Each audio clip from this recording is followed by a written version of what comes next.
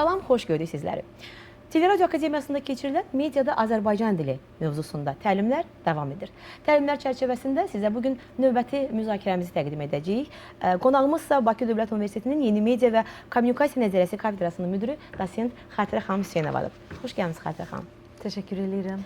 Xatirə xanım, az öncə təlimdə siz çox geniş bir mövzuda iştirakçılarla həm söhbət oldunuz. Gəlin ilk söhbətdəki sualımız da elə məhz bu yöndə olsun. Sizcə bugün media işçilərinin dil qarşısındakı məsuliyyəti ilk növbədə nədən ibarətdir?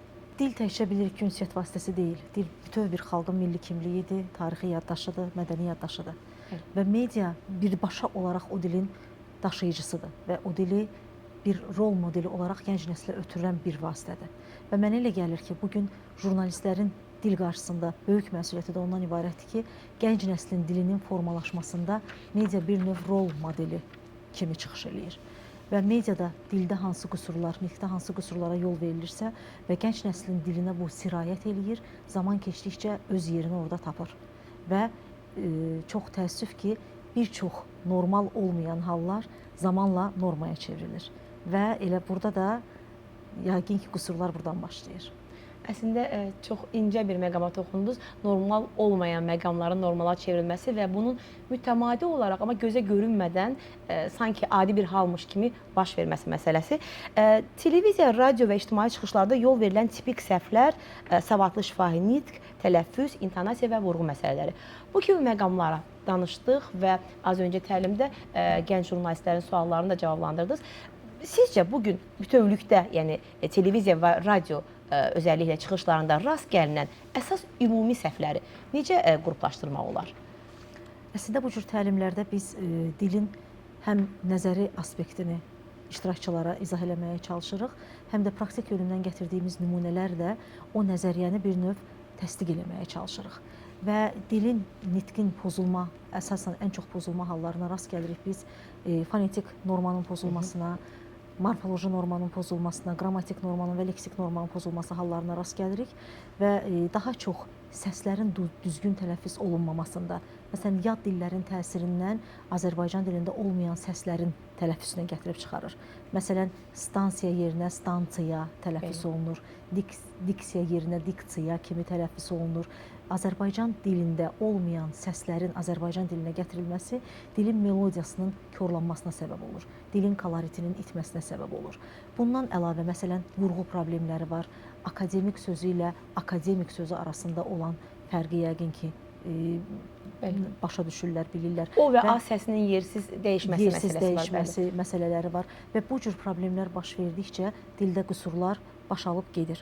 Məsələn, hansısa bir sözün yerində işlənməməsi və ya tərcümə xətası olaraq Azərbaycan dilinə gələn qəliblərin yerli yersiz işlənməsi, parazit sözlərdən, varvarizmlərdən, pleonazmlardan yerli yersiz istifadəsi dilin korlanmasına səbəb olur və nitqin qüsursuz ifadəsinin qarşısını alır.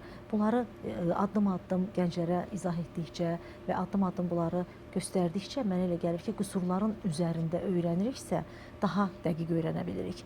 Məsələn, elə söz var ki, sözün ruhunu duymaq lazımdır, sözün çəkisini bilmək lazımdır. Məsələn, pis fəsadlar daha çox işlədirlər dildə. Fəsad sözünün özündə artıq o pisin çaları var, o mənfinin çaları var və ya xırda nüanslar sözünü işlədirlər. Nüans sözü incəlik deməkdir, xırdalıq deməkdir, hansı xırda məqamın vurğulanması deməkdir. Gələcək perspektivlə bunun biridir, böyük megapolis də bunun biridir və s. Dilə yaxşı bələd olmamaq, dili yaxşı duymamaq, dərindən duymamaq bu cür qüsurlara səbəb olur. Elə mən onu soruşmaq istəyirdim ki, sizcə bu səhvlər daha çox bilgisizlikdənmi qaynaqlanır? Yoxsa özəlliklə müasir dövrdə reytinq xətrinə istifadə olunan trend kəlmələr və yaxud daha müasir, daha dinləyiciyə, tamaşaçıya yaxın görünmək istəyindənmi? Bilirsiniz, əslində bu səhvlər iki cür qaynaqlana bilər. Bir bilgisizlikdən, bir də bilərəkdən olan səhvlər ola bilər.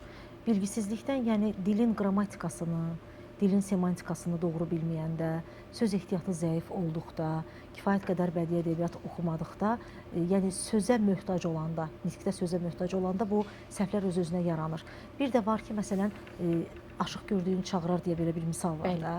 Yəni, gənc nəsil bu səhvlərin təsiri altında böyüyür. və onun nitqində də bu səhv öz yerini tapır. Məsələn, hansı ki ifadəsinin cümlədə əvvəldə gəlməsinə toxunaq. 1909-cu ildə Üzeyir bəy öz məqaləsində bunu göstərir ki, hansı ki ilə cümlənin başlanması Azərbaycan dilinin qrammatikasına uyğun deyil. Rus dilindən katori sözünün tərcüməsi ilə yaranmış bir qəlibdir, bir kalkadır və bugün də biz efirlərdə bu sözü eşidirik. Efirdə bu səslənir. Yəni və ya baxmayaraq ki, sözü ilə cümlənin başlanması.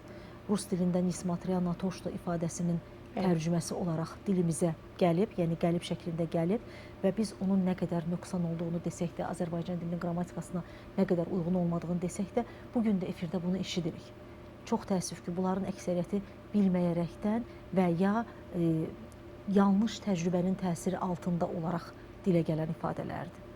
Əslində dediyiniz kimi, əgər nə qədər daha çox bilgili, məlumatlı, özəlliklə dilimizlə bağlı, söz ehtiyatı ilə bağlı zəngin və hazırlıqlı şəkildə efirə çıxırıqsa və yaxud mətbuata bir yazı hazırlayırıqsa, bu zaman həmin o sözlərin yerli yerində işlədilməsi də daha konkret və daha dəqiq olacaq. Çünki dediyiniz kimi, məsələn, Katoroy və yaxud Nismatriya NATO kimi rus qəliblərinin tərcüməsi hansısa bir fikri açmağa, izah etməyə xidmət edirsə, bu mürəkkəb, tabeli, qarışıq cümləni ifadə etməkdənsə bir neçə sadə və fərqli sözlərlə zəngin belə deyim də cümlələrdən istifadə daha uyğun olar hər halda. Əlbəttə, fikri ifadə olunmasında sadəlikdən gözəl nə var ki? Xüsusilə televiziya dilindən, radio dilindən söhbət gedirsə, televiziya canlı danışıq dilidir. Ədəbi dildə canlı danışıq dilidir və canlı danışıq dili sadə olmağı tələb eləyir. Bir cümlədə bir çox fikir ifadə eləməyə ehtiyac yoxdur. Bir cümlədə sadəcə bir fikir ifadə eləyin və bir cümlənin bir qrammatik əsası olsun və sadə sözlərlə. Məsələn, mən həmişə tələbələrə deyirəm ki, mətin yazanda, sözləri seçəndə daha qısaların və daha anlaşıqların xeyrinə düşünün. Əgər həmin fikri ifadə eləmək üçün daha qısa, daha aydın və xalis Azərbaycan sözü varsa, ondan istifadə eləməyə çalışın.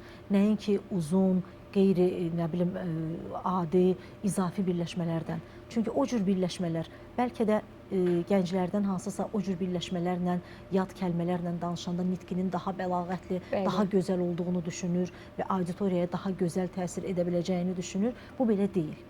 Bu belə deyil. Nə qədər sadə, anlaşıqlı və gözəl, təmiz danışarıqsa, auditoriya bizi o qədər dəqiq anlayacaq. Əslində elə mən pedaqoq kimi Xatirə Hüseynovaya sual vermək istəyirdim ki, siz illərdir həm də nitq mədəniyyəti fənnini tədris edirsiniz. Bax, bugün ali məktəblərdə tələbələrin nitq mədəniyyətini zənginləşdirmək üçün hansı üsullardan istifadə olunur, onları hansı yöndə daha çox istiqamətləndirməyə çalışırsınız? Mən tələbələrdən adətən xahiş edirəm ki, orijinal Azərbaycan dilində yazılmış əsərləri oxumağa can atsınlar.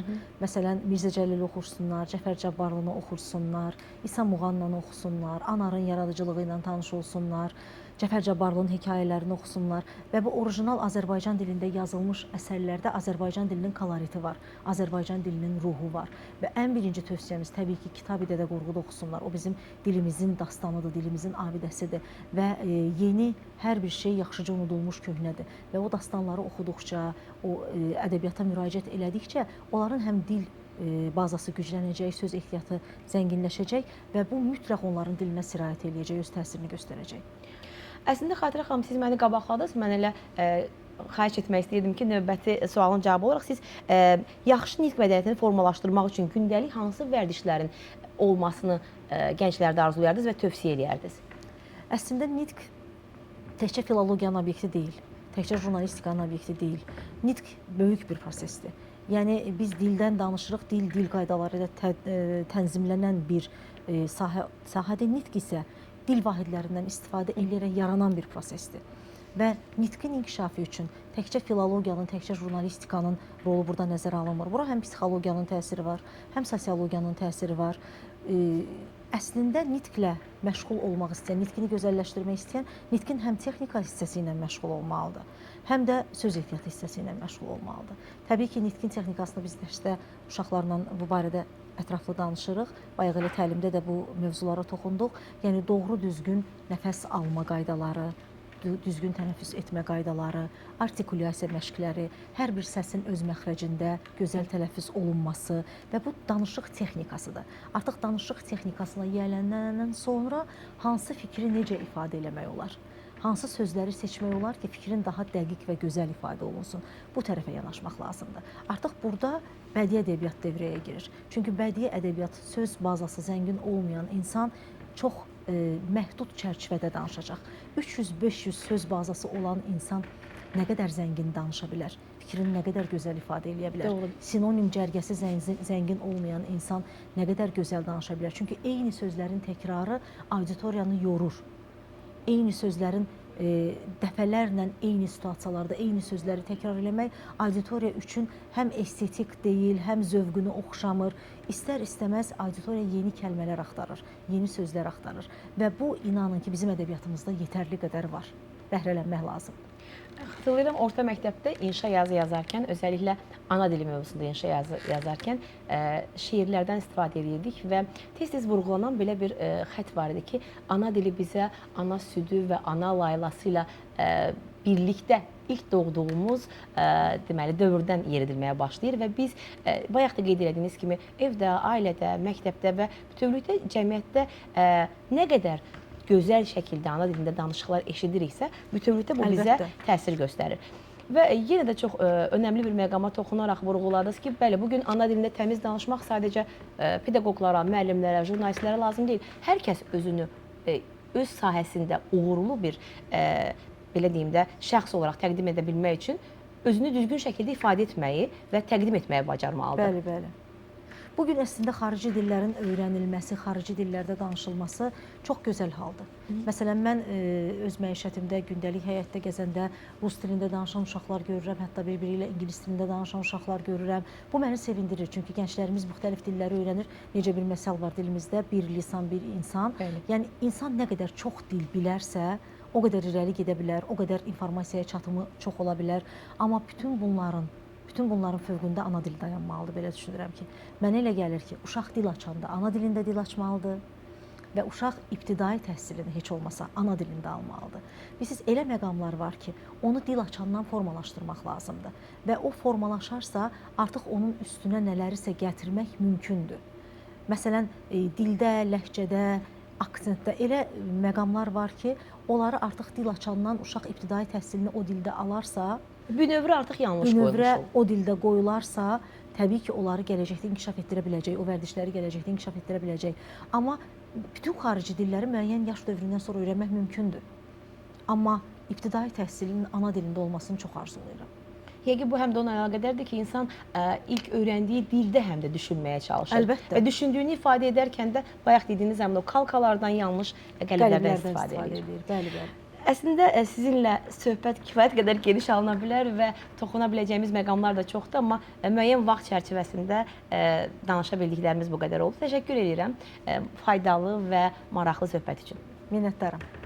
Xatırladım ki, mediada Azərbaycan dili təlimləri çərçivəsində bugün daha bir müzakirəni sizə təqdim etdik. Yenidən görüşmək ümidi ilə.